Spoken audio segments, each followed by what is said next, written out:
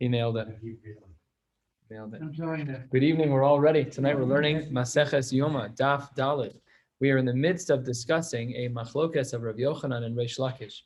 What is the machlokas that they're having? They're discussing what the Mare Makom is for the halacha that our Mishnah writes, that we have to separate a Kohen 7 days prior to Yom Kippur. So the machlokas is that according to Rabbi Yochanan, he learns out from the world of Miluim, that by the Miluim, Aaron had to be separated. And according to the Shita of Reb Shimon ben Lakish, he learns out from Sinai. He learns out from Sukkim that speak about Har Sinai. So what we're going to do today, primarily, for the most part, is we're going to analyze this machlokas, and then, very well done, Mark. That was great. Very well done. The discipline is amazing. I lack that. So, on my side. So the Gemara is going to discuss this machlokas, a little bit of banter, and we're going to see two very long brisas that try to support, one to support the Shita of Rabbi Yochanan, that it's learned out from Miluim, and one to support the Shita of Reish Lakish, that we learn out the hafbrash of the Kohen for Yom Kippur from the world of Sinai. Let's get started. Top line of Dalet Amud Aleph. Almost a perfect blot. We're going to stop. Well, it depends what time it is, because I prepared more, but we'll see how much time it is. A very long Amud Beis. Let's start moving. Says the Gemara, top of Dalet Amud Aleph, top line. Amalei Rav Yochanan the Reish Lakish.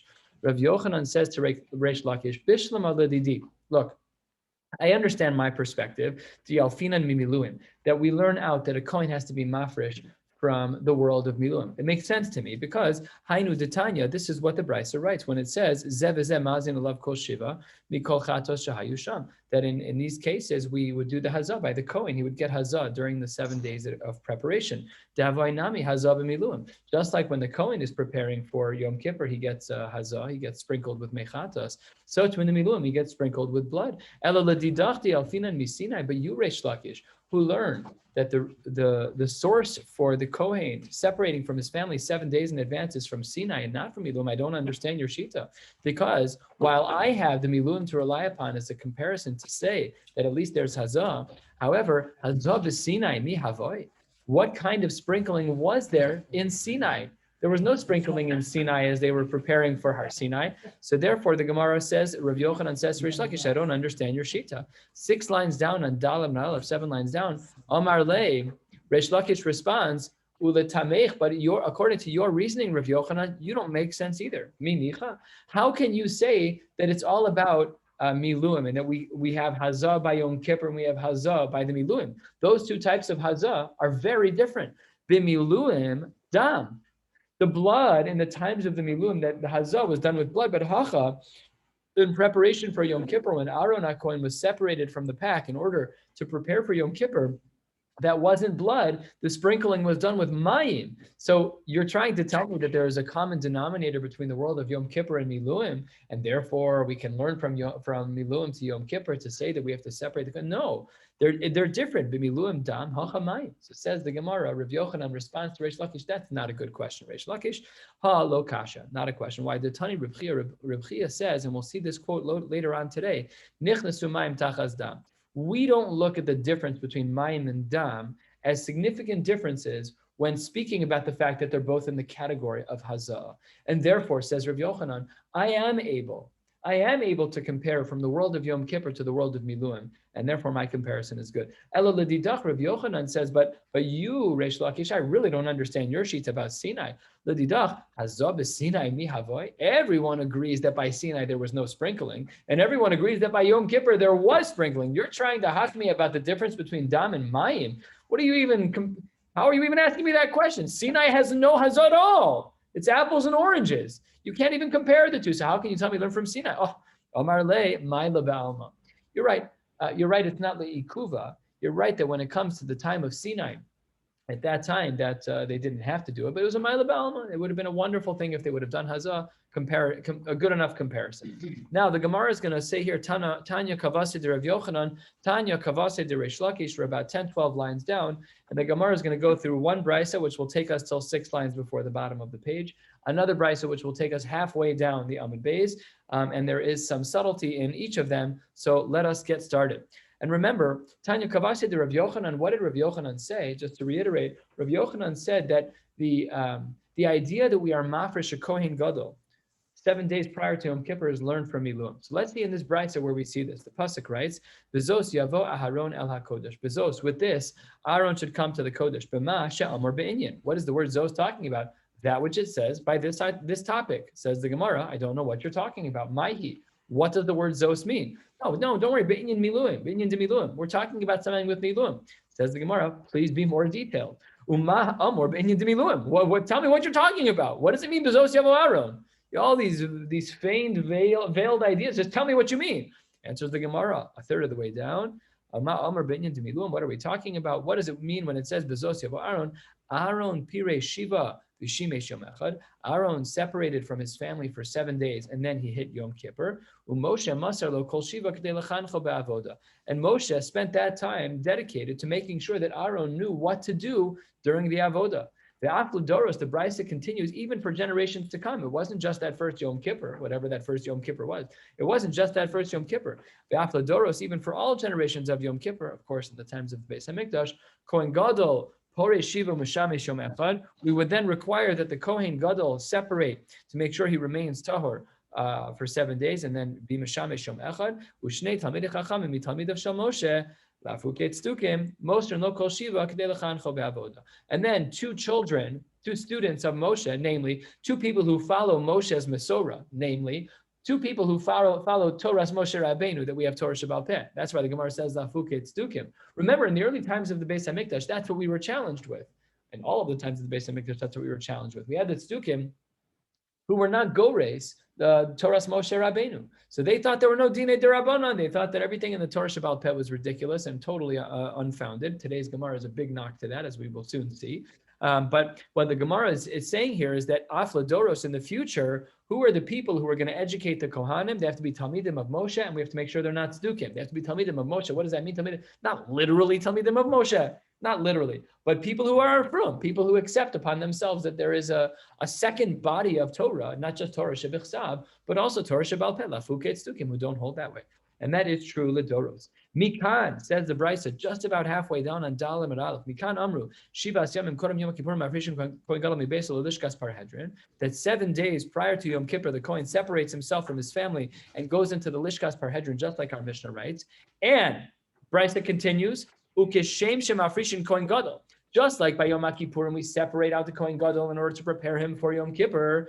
Kach Mafrishin Kohen HaSorif Esapar Lelishka Shalpane Habira Tzfona Mizracha. Remember, that was the first Mishnah that we saw, the first Brisa that we saw quoted in our Mishnah. It's actually a Mishnah quoted in our Gemara right at the beginning. We had our Mishnah, and then when our Gemara opened on Beis and Aleph, it quoted another Mishnah, which said this exact idea, a quote, that we have the same din by Yom Kippur that we have by Para Aduma, that the Kohanim who would do that avoda needed to be separated from their families for 7 days in order to remain tahor. And both of them, mazan alav kol shiva, mikol chatos shahayusham, both of them would end up getting the hazah, getting sprinkled throughout that time. V'im tomar, the question that we saw above from Reish Lakish's question against Rabbi Yochanan was rooted in a brisa. V'im tomar, b'miluim dam hochamayim. You tried to compare Yom Kippur to Miluim, but Yom Kippur we're talking about water for the sprinkling because no korbanos were brought yet. It was the week before Yom Kippur. No korbanos were brought that day for them to do hazah. They were only getting sprinkled with mechatas to make sure that the Kohen was tahor. But by Miluim it was dam, says the Gemara, like we saw earlier. Don't worry. Amris nichnasu mayim tachas dam. Don't worry, the brayso is not done yet, but let's pause for just a moment. What have we seen so far? Black on white. The brayso writes, we know from the world of Miluim that a Kohen Gadol has to separate from his family for 7 days, separate from the world for 7 days to the Lishkas Parhedrin. That's what the brayso says.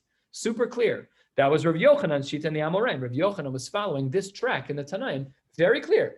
Remember, the Gemara says, how do we know that the Kohen Gadol has to separate for 7 days? Rabbi Yochanan says, we got it from the Miluim. The Gemara says, yes, we did. We have a brayso that supports Rabbi Yochanan. Perfect picture.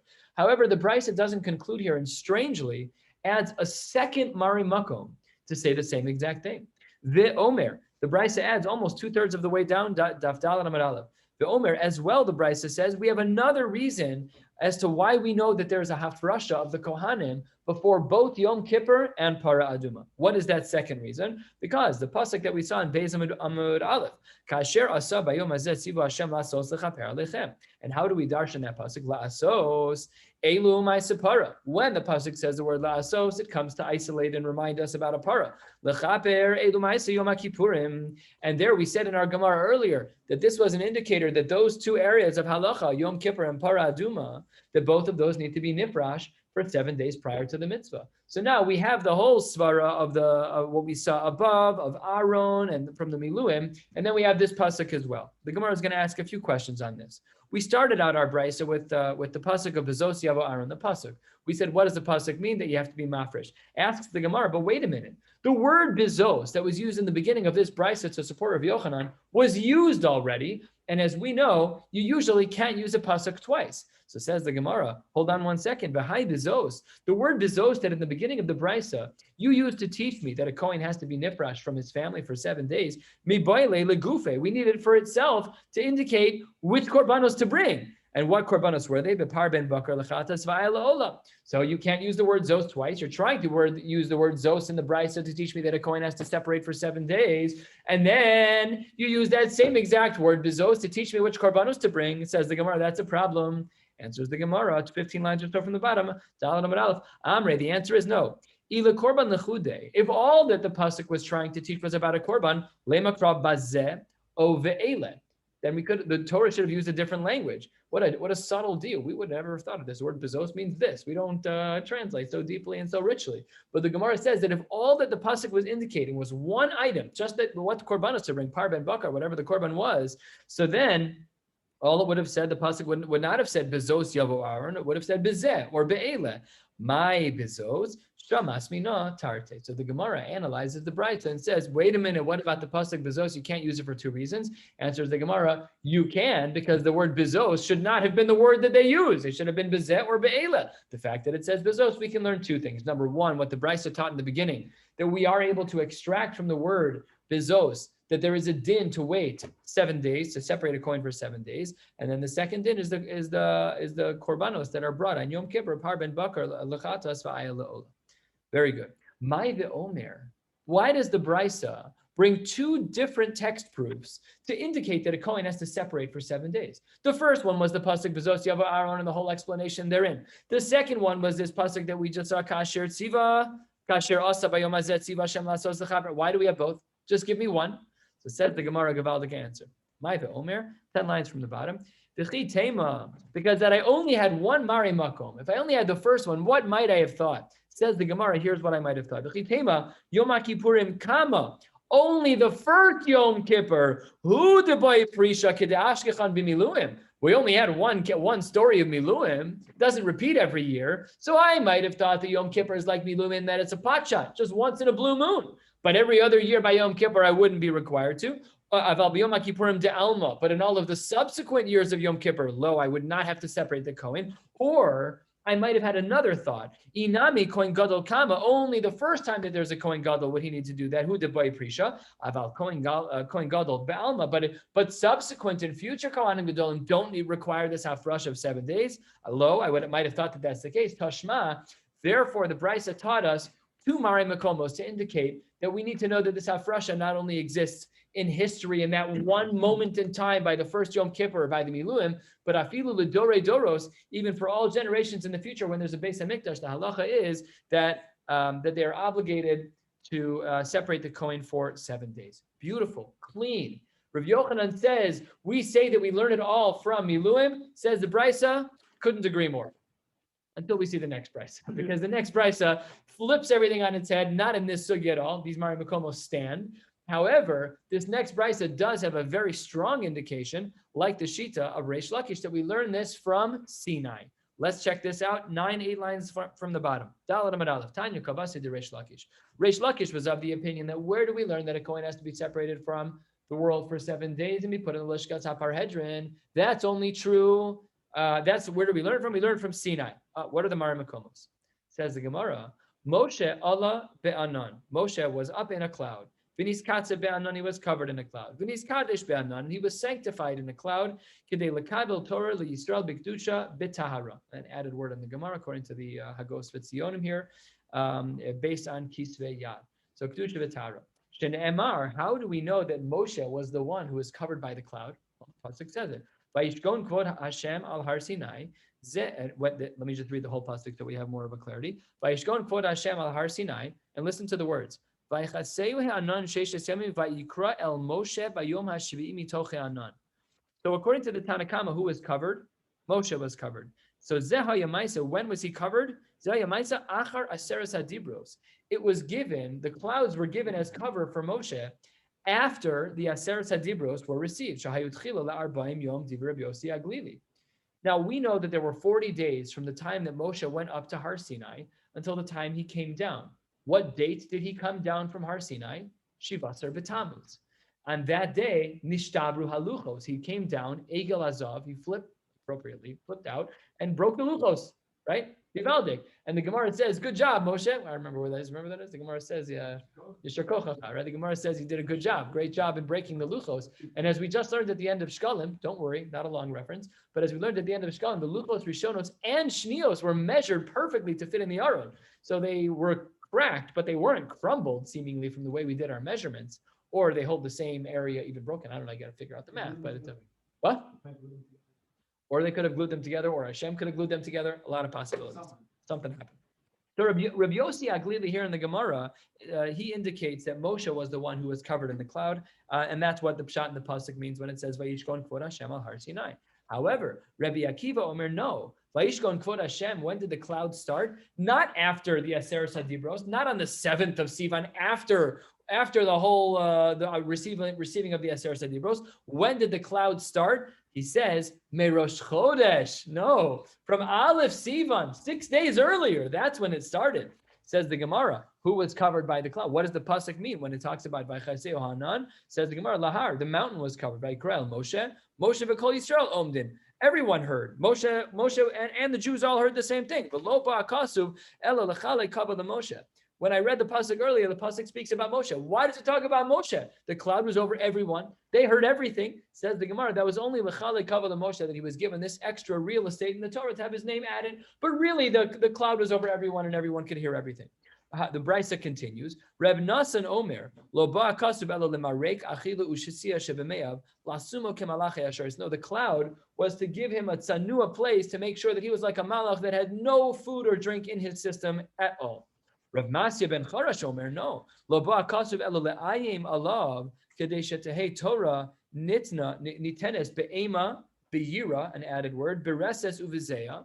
So he says that the reason why Moshe was mentioned was to add an extra level of Yira Shamayim for him, of Ema, of fear, Yira, Resa, Zeta. We have to translate. All of these words are all synonyms. Shene'emar, as we say, as the pasuk says, Ivdu es Hashem b'Yira, v'gilu b'ra'ada. So says the Brisa, my v'gilu b'ra'ada. What does it mean to be happy and to tremble, to be fearful? Amar Rabada bar Masna, Amar Rab, b'makom gila sham tehei ra'ada. Years ago, I used to give a shiur on this when I was teaching in Camp Mosheva about modulating our emotions to match the Jewish calendar. Extremely difficult. When it comes to Tisha B'Av, we train our psyche and our emotions and our neshama to be sad mamish, purely. And then on Rosh Hashanah, Malchus, on Yom Kippur, we have Chet and Kapara. It's a roller coaster. It's an emotional. So this is where it all comes from. Gilu Birada. We have to know how to be Vigila, to be gishmak and excited about our Judaism, while at the same time, being Gerada, recognizing that we're only lifnei melech malchei amlachim HaKadosh Baruch Hu.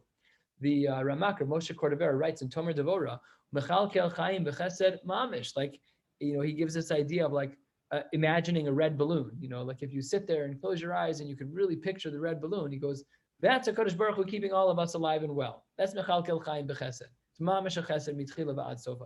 So we have to try and balance these emotions up, but that's what the Gemara says, is that b'makom gila sham tehei ra'ada, a lot of divrei Torah are given about this.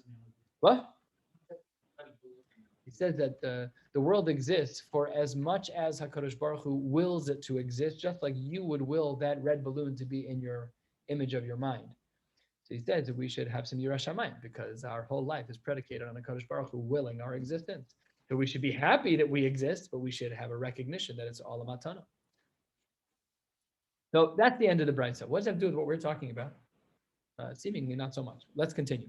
The Gemara says, "B'may kamiflage." We're about 10 lines down on Daled Amud Beis. B'may kamiflage Rav Yossi Haglili v'Rav Akiva. We said that they were arguing about the pasuk of Vayishkon. Do we say that the clouds were over Moshe, or do we say, and starting from after Aseret Adibros from the 7th of Sivan and on, or do we say like Rabbi Akiva that Vayishkon that the clouds were over the Jews starting on Aleph Sivan 6 days earlier? So what are they arguing about? They're arguing about the plugta tahani tanoim. The following machlokes tanoim is similar to Rabbi Yossi Aglili and Rabbi Akiva. Daf Daled Amud Beis, last of the short lines, the Tanya, the Brisa writes. Famous machlokes in the tanoim. B'shisha b'chodesh nitna Torah liyisrael. However, Rabbi Yossi Omer b'shiva bo. All right, famous machlokes. When did Shavuos take place? When did the actual Kabbalah Satorah take place? Was it on the 6th of Sivan? Sivan, excuse me. Was it on the 6th of Sivan or was it on the 7th of Sivan? Now, here's where the brains kick in, says the Gemara. Man da'amar b'shisha, he who says that Shavuos was actually on the 6th, that's b'shisha nitno v'shiva Allah. He says that Moshe, that Moshe received the Torah on the 6th day, and he went up to the mountain on the 7th day. Skip the parentheses. Man da'amar b'shiva, and according to the one who says that the Torah was given on the 7th day, on that very day, b'shiva nitno v'shiva Allah. He got the Torah on that day and went up. The Chsiva, as the pasuk writes, "Vayikra el Moshe bayom hashivi'i," that Hashem called Moshe on the 7th day to go up. Now, Rabbi Yossi Haglili savar laketana kama. Rabbi Yossi Haglili holds like the Shita that holds the Amar b'shisha b'chodesh nitna Torah. Hilkach zeh haya ma'isa achar aser sadibros vayishkon kvod Hashem al har Sinai vaychaseu ha'anon sheishes yamim lamoshe. What does Rabbi Yossi Haglili say? Rabbi Yossi Haglili says that the clouds are over Moshe. What happened? We got the Torah on the 6th day, and Moshe went up on the 7th day. Perfect. Vayikra Moshe bayom hashvi likbule she'ar Torah. He didn't learn the whole Torah. The Rambam in the Psicha of the Sefer Mishnah Torah has a whole arichus on this as to what was actually given at Har Sinai. If you've noticed, the language here has changed from Aser Sadibros to Torah, and even Torah. What does that mean? Torah Shebechsav, Torah Shebal Peh. There was a lot that happened at Har Sinai. Very, very difficult from a historical perspective to perfectly analyze. Even this Gemara has a lot of girsa changes, in fact, to make sure that we have some degree of clarity, but it's very difficult. Ayin Shamet, the Rambam in the beginning of Sefer Mada, there's a whole introduction in the first couple of paragraphs about this. So he says that the Torah / Aseret Adibros were given on day 6, and Moshe went up on day 7, and the cloud covered Moshe, and he went up the Kabule Shar Torah, 1/3 of the way down, about 7 lines into the wide lines, Daled Amud Beis. If you want to say, this is Rabbi Yossi Haglili talking. You can't say like Rabbi Akiva. If you want to say like Rabbi Akiva that the cloud started on Rosh Chodesh by Chaseu Hanon Lahar Vayikra Al Moshe Vayamashvi L'Kbulei Aseret Sadibros, I don't understand. The pasuk doesn't make sense because it says that on the 7th day he went to go get the Aseret Sadibros. Hakabilu Lumi Shisha. He already got it on the 6th day. Then he's going up to get it already. Veha Istalik Anon Mishisha. The pasuk says that there were clouds for those 6 days, for those particular 6 days that they covered. They would have been gone according to the approach of Rabbi Yossi Haglili. So he, according to Rabbi Akiva, so he rejects that. Rabbi Akiva savarlaka Rabbi Yossi. Rabbi Akiva holds like the opinion who says the Amar b'Shiva b'chodesh nitna Torah l'Yisrael, that really the Torah was given on the 7th day. So then the Gemara asks as follows: Bishlam of Rabbi Akiva. I understand the sheet of Rabbi Akiva.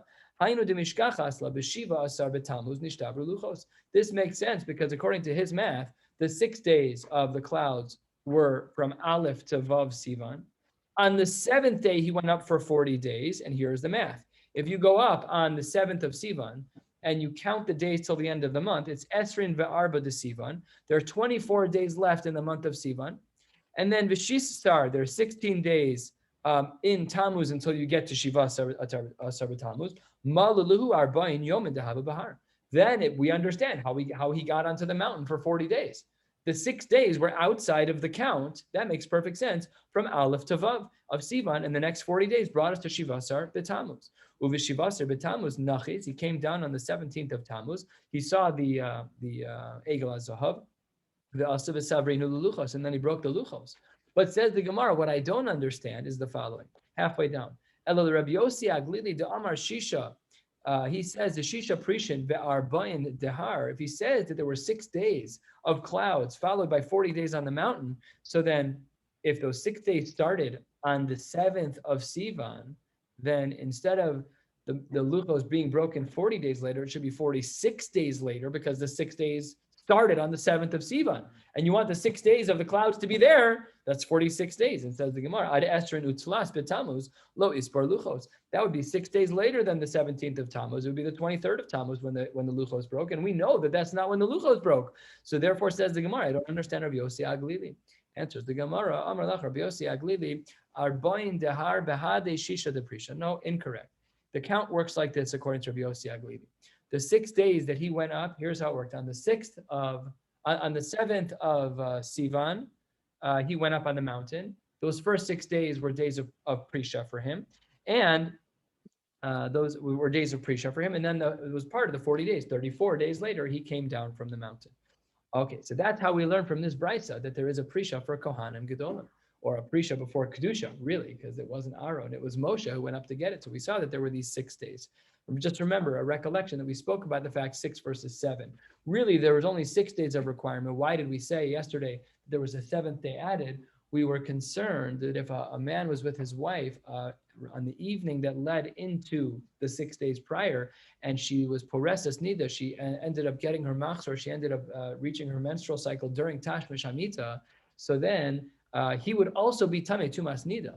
So the poskim write about this. The poskim say, what if the mitzvah Tashmish Hamita, a woman recognizes that she was poreses nida, that she becomes a nida? So the Shulchan Aruch writes, based on the Gemara, that they're Messiah Tashmish Hamita be'aver mace. No Tashmish Hamita. It just stops so that there's no Isser Kares of being with a nida. A very delicate halacha, but that is based on this specific concern here. The reason why it's 6 days, the reason why Rabbi Yehuda ben Beseira says 7 days was to be choshesh for the concern of a woman who's poreses nida b'tashmish hamita, but that's why it always says 6 here.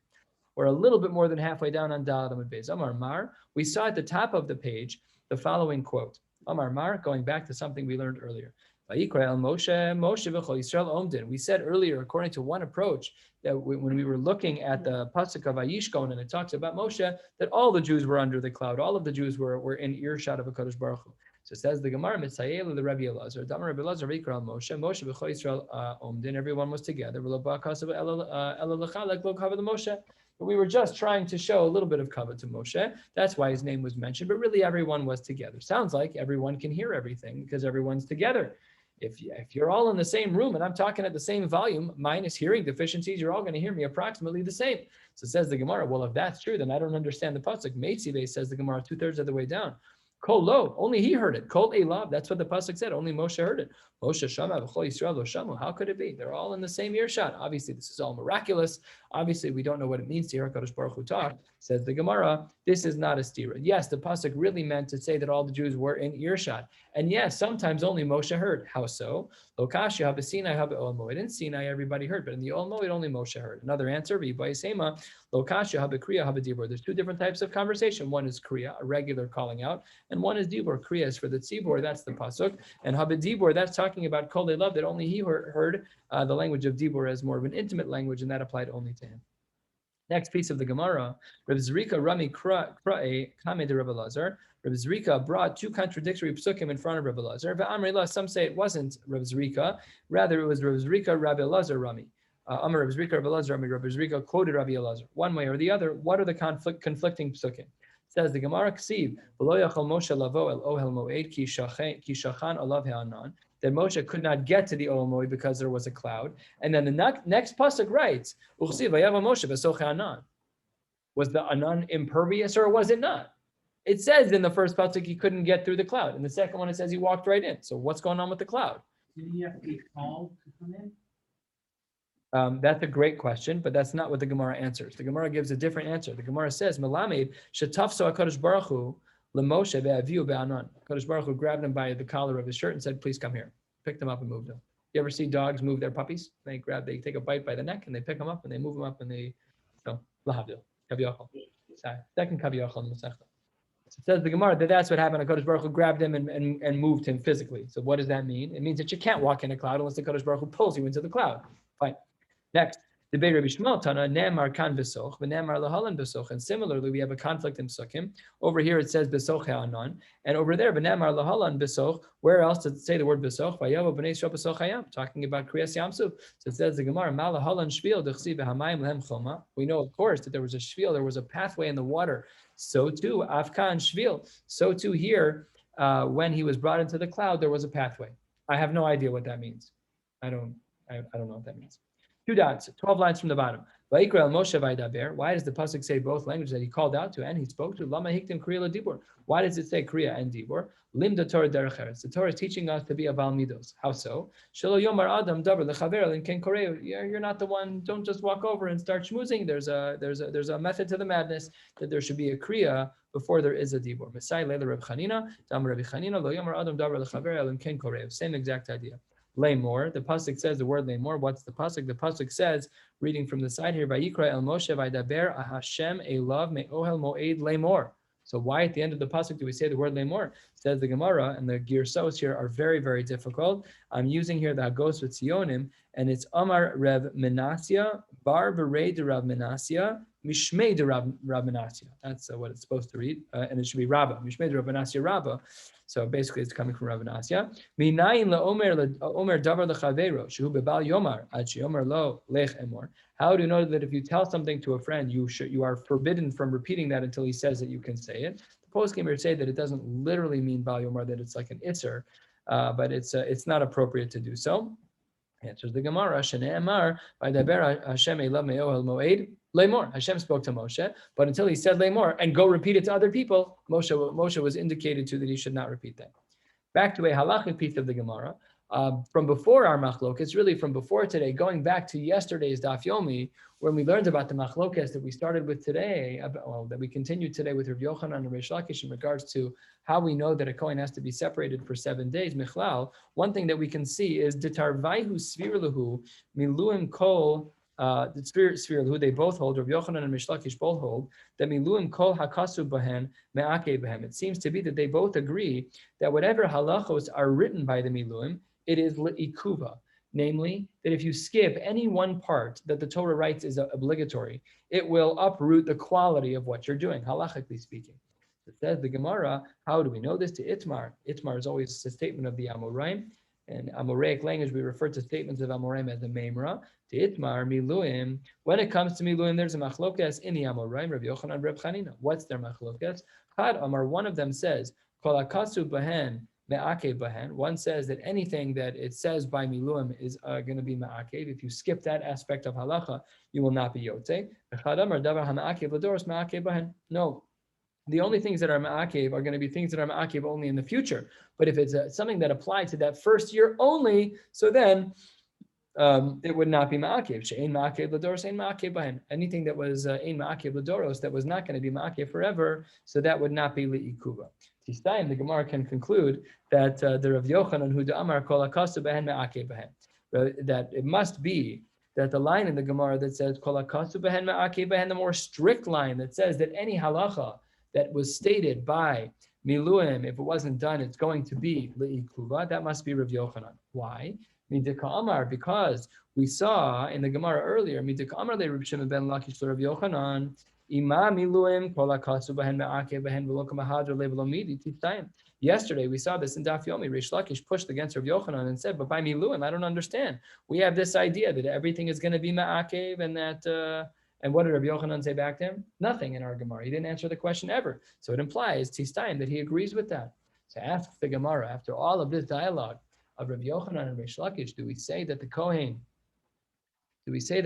can learn about his hafrasha of 7 days from the world of miluim, or from the world of this is not correct. What the Gemara here is talking about, this machlokas of Yochanan and the machlokas of Reb Chanina, the difference between whether or not we say that items by miluim are le'ikuva if they are forgotten, or no, they're only le'ikuva if they're forgotten, if it is a halacha that applies l'doros and not l'shaita. So it says the Gemara, Mai beinahu. Let's turn to the top of Hamad Aleph. We still have some time, so let's plow through a little bit. It'll make Daf Yomi on Shabbos a little bit later. Amar Rav Yosef, smicha ika beinahu. The difference between these two shitas that we just saw on the bottom of Dalet Amud Beis between Rav Yochanan and Rav Chanina, the difference would be smicha. According to the one who says that every halacha by miluim would be me'akev, even if it's not ledoros, even if it was l'shaita, my nafkamina, the difference would be smicha me'akva. Of course, smicha, pressing down on the animal prior to the shechita, that was a halacha with some korbanos, not with all. So how would that play out? According to the Manda Amar, who says that everything is le'ikuva, that even smicha would be ma'akev. But the Manda Amar, davar she'en ma'akev, ledoros she'en ma'akev bahen, smicha lo ma'akva. But in future years, not in the year of the miluim, if you don't do smicha, the korban still works. So that would be a nafkamina. How do we know, says the Gemara, ledoros minola and delo ma'akva? How do we know that smicha is not ma'akev in future doros? Answers the Gemara, Detanya, because the Brisa writes, v'samach v'nirtza. The pasuk, well, it's not really written near each other. The pasuk reads as follows: v'samach yado al rosh ha'olav v'nirtza lo lechaper olav. That's what the pasuk writes, and it says v'samach v'nirtza v'chei smicha mechaperes. Smicha, putting your head on the animals, is not what generates kapara. What generates kapara? V'haloin kapara lebedam. We know that the only time kapara is ever achieved in a korban is with the blood. Shene'emar ki adam hu benefesh yechaper. So then, if that's true, if that's true, then what then do the words mean? The samach and the chaper. Says the Gemara, Shimasa l'smicha shiur mitzvah ma'alav kasav kilu lo kiper v'kiper. You really do get kapara, so it's a chiddush in the Gemara. But the smicha is not halachically required. If it's not done, it's not done. That's how we know the doros that it's not me'akev. What's another nafkamina between the two shitas that we just saw in the bottom of Dalet Amud Beis between Rabbi Yochanan and Reb Chanina? I think we're just going to do one more here, maybe two more, and then we'll stop. I think two more. So it says the Gemara, Rav Nachman, we're 9 lines down on Hey and Aleph. Rav Nachman bar Yitzchak amar tnufa ikabenayu. The shaking of the animal parts, we know with some korbanos, we were obligated to take the animal and shake the parts of the animal. According to the one who says that everything that applied in the times of the miluim still applied today, he'd say it's leikuva, that it would uproot the quality of the korban halachically. Uleman damar. According to the one who says that the only halachos that are le'ikuva forever are the ones that apply forever, but if it doesn't apply forever, if it's not ledoros, if the halacha doesn't apply forever, then it's not le'ikuva. How do we know that this is true, that it's not le'ikuva ledoros? Ledoros minola and deloma akva. How do we know that the shaking of the animals is not le'ikuva, that if you forget that part of the korban, you're still going to be yotze? Says the Gemara, Detanya, l'tznufa lechaper. The pasuk says, by tznufa there's kapara. Asks the Gemara the same question that we saw before in regards to another area of halacha, in regards to smicha. V'chei tznufa mechaperes, 1/3 of the way down, Hamad Aleph. V'chei tznufa mechaperes, v'halo ein kapara lebedam. The shaking of the animal is not what generates kapara. It's the zrikas hadam. Shene'emar ki adam hu benefesh yechaper. Ma tamalam l'tnufa lechaper. How then do we know that the tnufa is mechaper? Says the Gemara, Shima said l'tnufa shiur mitzvah ma'ala alav akasav kilu lo kiper v'kiper. So the Gemara says that it's as if you got kapara. Even if you don't do it, you're still going to be able to get kapara. Let's do just Rav Papa's nafkamina, and then we'll stop. We're halfway down on Hamad Aleph. Rav Papa Amar, what's the nafkamina between Rav Yochanan and Rav Chanina from the bottom of Dalet Amud Beis? Rav Papa Amar, Prishas Shiva Ikabenaihu. The difference would be whether or not you have to separate for 7 days. According to the one who says that everything, no matter what, any halacha that applies from the halachos of the miluim, that it's leikuva, then what would we say? That the Prishas Shiva, the separating the coin for 7 days, would be me'akev. Lamanda Omar. According to the one who says that ladoros, that in future generations, if you forget to do the prisha, the halacha is it's not le'ikuba, so everything is going to be fine. It'll still be kosher if you don't separate out the coin. How do we know that's true? Uladoros minola and deloma akva. How do we know that it's true that if you don't separate out a coin, that it's not going to ruin what you did? So answers the Gemara with a Gabaldic answer, one that we saw yesterday. Midikatani maskinin vloktani mafrishin. If you look back in our Mishnah on Beis Amud Aleph, what did we see over there on Beis Amud Aleph? We said that what do we do? We're mafresh coin number 1. What do we do with coin number 2? We're maskino, so we just prepare him, but we don't separate him. Well, wait a minute, if coin number 1 dies and we have to use coin number 2, he wasn't nifrash, he was only niskan, he was only told about it, he wasn't separated. So the Gemara said, right, the ladore doros, that yes, you should separate a coin, but it's not leikuva if you don't. We're going to stop right here, almost 2/3 of the way down. We'll continue on Shabbos Yemir Hashem with Ravina, and on Shabbos we'll learn the rest of Hamad Aleph, all of Hamad Beis, and Yemir Hashem Daf Vav as well. Wishing you all a beautiful night.